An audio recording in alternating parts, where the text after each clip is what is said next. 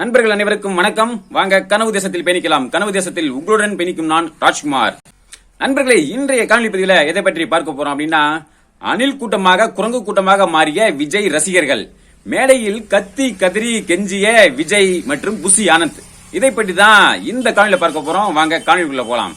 நண்பர்களே, அதுக்கு முன்னாடி எனது விவசாய பணி என்ன அப்படிங்கறத சுருக்கமா பார்த்துருவோம். நம்ம நஞ்சை ஒரு 1 ஏக்கர் நட்டு பாத்தீங்களா, இப்ப சரியா 22 நாள். அதனால ஒரு 8 பெண்களை வர சொல்லி இதெல்லாம் களப்பறிச்சு விட்டு அந்த களப்பறிக்கிற வேலை முடிஞ்சது.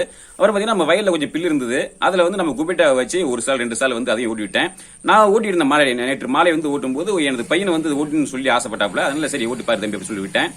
ஒரு வழியா கொஞ்ச நேரம் ஒரு 2-3-4 வரையும் பையன் ஓட்டி பார்த்தாப்ல. ஒரு வழியா இந்த உழவு ஓட்டுற வேலையை முடிஞ்சது. அதை தவிர பாத்தீங்கன்னா சிறிய விவசாய பணிகள் தான் அப்படியே நடந்து போயிட்டு இருக்கு. சரி நண்பர்களே, வாங்க நேரா விடயத்துக்குள்ள போயிடலாம். அதாவது நண்பர்களே, நேற்று கோயம்புத்தூர்ல தாவேகா சார்பில், தமிழக வெற்றி கழகம் சார்பாக வாக்குச்சாவடி முகவர் கருத்தரங்கம் அப்படிங்கிற ஒரு நிகழ்வு ஏற்பாடு செய்யப்பட்டது. அதுல விஜய் அவர்கள் தனி விமானம் மூலமா கலந்துகிட்டாரு. இப்படி விஜய் அவர்கள் தனி விமானம் மூலமா கோயம்புத்தூர் விமான நிலையத்தில் இறங்கினாரு. அதுல இருந்து அந்த கருத்தரங்கம் அந்த அரங்கத்துக்கு செல்ற வரைக்கும் இந்த விஜய் ரசிகர்கள் இந்த பாடு இருக்கு பாத்தீங்களா.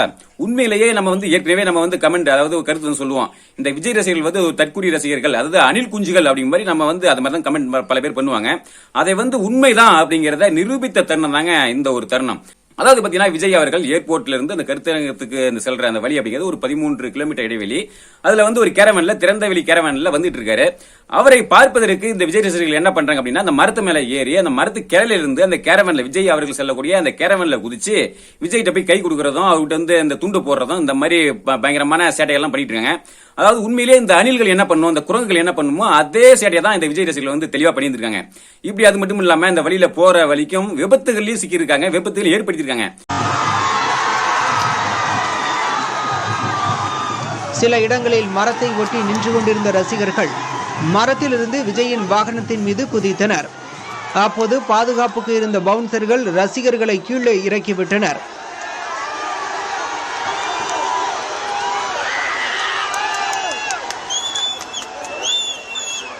அவரை சூழ்ந்து கொண்டு இருசக்கர வாகனத்தில் வந்த இளைஞர்கள் பல்வேறு இடங்களில் விபத்துகளில் சிக்கினர்.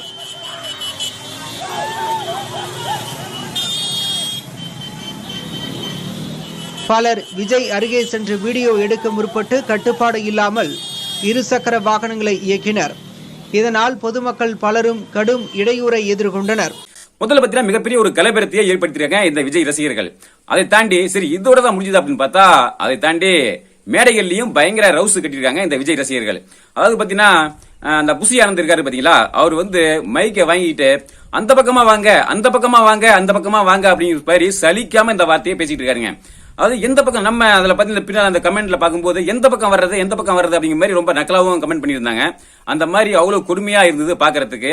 ஒரு பக்கம் இருக்கு. அப்புறம் அந்த ராஜ்மோகன் இருக்காரு பாத்தீங்களா, அவர் ஒரு பக்கம் அந்த மைக்கை வாங்கி, எப்ப அந்த பக்கம் எலக்ட்ரிசிட்டி ஒயர் இருக்குது, கொஞ்சம் வாங்க, கொஞ்சம் சொல்றதை கேளுங்க, கொஞ்சம் பின்பக்கம் வாங்க அப்படின்ட்டு சொல்லிட்டு அவர் ஒரு பக்கம் கதறாரு. இவரு போக அடுத்தது நம்ம விஜய் அவர்கள், தமிழக வெற்றி கழகத்தின் தலைவர், எதிர்கால தமிழ்நாட்டை மாற்ற போகிற விஜய் அவர்கள், அவரும் மைக்கை வாங்கி 10வது குறைக்கு 9வது குறைக்கா கொஞ்சம் ஃப்ரெண்ட்ஸ், அதாவது தமிழக வெற்றி கழகம் பாத்தீங்களா, அதனால அப்படியே வர்ற வார்த்தைகள் எல்லாமே தூய தமிழ் வார்த்தைங்க, அப்படியே அருவியா வாயில கொட்டுது. ஹலோ ஃப்ரெண்ட்ஸ், அங்க எலக்ட்ரிசிட்டி ஒயர்ஸ் எல்லாம் போயிட்டு இருக்கு. அதனால உங்களுடைய சேஃப்டி ரீசன்ஸ், உங்க சேஃப்டி ரீசன்ஸ்க்காக நீங்க கொஞ்சம் பின்னுக்கால கொஞ்சம் வந்துருங்க, கொஞ்சம் இந்த பக்கம் வந்துருங்க, கொஞ்சம் உங்களுடைய கேருக்கோசரம் இந்த மாதிரி பேசுறேன் அப்படிங்கிற மாதிரி அவ்வளவு அழகிய தமிழ்ல பேசினார் பாருங்க. பாக்குறதுக்கே அப்படியே மெய் சிலுத்து போச்சுங்க நண்பர்களே. ஆகா, தமிழ்நாட்டையே மாற்ற வந்த ரட்சகன் அப்படின்னு தான் பாக்குறதுக்கு தோணுச்சு. கொஞ்சம் தயவு செய்து எல்லாரும் அந்த பக்கம் வாங்க, உங்களுக்கு கேட்டு திறந்து விடப்படும். தயவு செய்து அந்த பக்கம் வாங்க, அந்த பக்கம் வாங்க, அந்த பக்கம் வாங்க. அங்க கேபிள், எலக்ட்ரிசிட்டி கேபிள்லாம் இருக்குது. தயவு செய்து அந்த பக்கம் அமைதியா வரும்படி கேட்டுக்கொள்கிறேன். கொஞ்சம் ஒத்துழைப்பு தாங்க, பின்னாடி போயிடுங்க, அப்படி போயிடுங்க ப்ளீஸ். தயவு செய்து எலக்ட்ரிசிட்டி பாக்ஸ் கிட்ட யாரும் வராதீங்க. ஃப்ரெண்ட்ஸ், அங்க நிறைய வயர்ஸ் போயிட்டு இருக்கு. உங்களோட 2 hours 3 hours இங்க தான் இருக்க போறேன். கொஞ்சம் அப்படியே பின்னாடி போயிட்டீங்கன்னா கொஞ்சம் வசதியா இருக்கும். கொஞ்சம் ஒரு சேஃப்டி ரீசன்ஸ்க்காக சொல்றேன், ப்ளீஸ் அண்டர்ஸ்டாண்ட் பண்ணிக்கோங்க. அங்க நிறைய வயர்ஸ் போயிட்டு இருக்கு. இப்படிதான் நண்பர்களே, நேற்றைய நிகழ்வு எல்லாமே ரொம்ப கலபரமா விஜய் ரசிகர்கள் படுத்தின பாடு எல்லாமே இப்படிதான் நடந்து முடிஞ்சிருக்கு. இப்படி விஜய் ரசிகர்கள் செய்த இந்த கோமளித்தனம், இந்த மாதிரி எல்லா விஷயத்தையும் எல்லா செய்தி ஊடகங்களையும் வந்து காமிச்சாங்க. இத பார்க்கும்போது என்னடா இவங்க வந்து தான் தமிழ்நாட்டையே மாற்ற போறாங்களா, இவங்க வந்து தான் வந்து சீமா வந்து தமிழ்நாட்டையே அடுத்த ஒரு நிலை கொண்டு போறாங்களா அப்படிங்கிற மாதிரிலாம் பல விதமா கருத்துக்களும் தெரிவிச்சாங்க. இதையெல்லாம் பார்க்கும்போது நாம் தமிழ் கட்சியில பயணிக்கூடிய நமது தம்பி தங்கைகளுக்கு நிச்சயம் ஒரு கர்வம், ஒரு தெனாவட்டு இருக்குங்க. எவ்வளவு கட்டுக்கோப்பான ஒரு கட்சி, எவ்வளவு லட்சக்கணக்கான பேர் வந்திருந்தாலும் சரி, இந்த மாதிரி எந்த ஒரு அசம்பாதமும் இல்லாம, எந்த ஒரு ஆர்ப்பாட்டமும் இல்லாம ஒரு கட்டுக்கோப்பா இன்னைக்கு வந்து கட்சி வச்சிருக்காரு அப்படின்னா அதுதாங்க நாம் ஏற்றுக்கொண்ட தலைவர் மேதகு அவர்கள் தான். அரசியல்படுத்தப்பட்ட இளைஞர்கள் தான் நமது நாம் தமிழ் கட்சி தம்பி தங்கைகள். ஆனா அவர்களை பொறுத்த வரைக்கும் வெறும் ரசிக மனப்பான்மை உள்ள ரசிக குஞ்சுகள், அணில் குஞ்சுகள். அவங்களுடைய செயல்பாடு அப்படிதான் இருக்கும். அப்ப இதுல இருந்து பார்க்கும்போது யார் ஆட்சிக்கு வந்தா, யார் இந்த தமிழ்நாட்டை ஆண்டா இந்த தமிழ்நாடு வந்து நலமாக இருக்கும், வளமாக இருக்கும் அப்படிங்கறத பார்க்கக்கூடிய மக்கள் தான் வந்து உணர்ந்துக்கணும். அதனால ஒரு ராணுவ கட்டுப்பாட்டோடு, ஒரு ஒழுக்கத்தோடு இருக்கக்கூடிய நாம் தமிழ் கட்சி வந்தாதான் இந்த தமிழ்நாட்டை வந்து ஒழுங்குபடுத்த முடியும் அப்படிங்கிறது தான் இங்க இருக்கக்கூடிய உண்மை.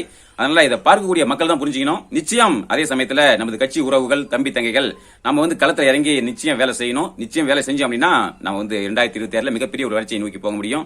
அதனால நண்பர்களே, வரும் நாட்கள் நிச்சயம் இதற்கான முயற்சிகளையும் வேலைகளையும் நம்ம வந்து தொடங்குவோம். நிச்சயம் நம்ம சாய்த்து காட்டுவோம். சரி நண்பர்களே, இந்த தருணத்துல இந்த ஒரு தகவலை உங்களோட பகிர்ந்து கொள்ளதான் இந்த காணொலி. மீண்டும் அடுத்த ஒரு பதிவில் சந்திப்போம். நன்றி, வணக்கம்.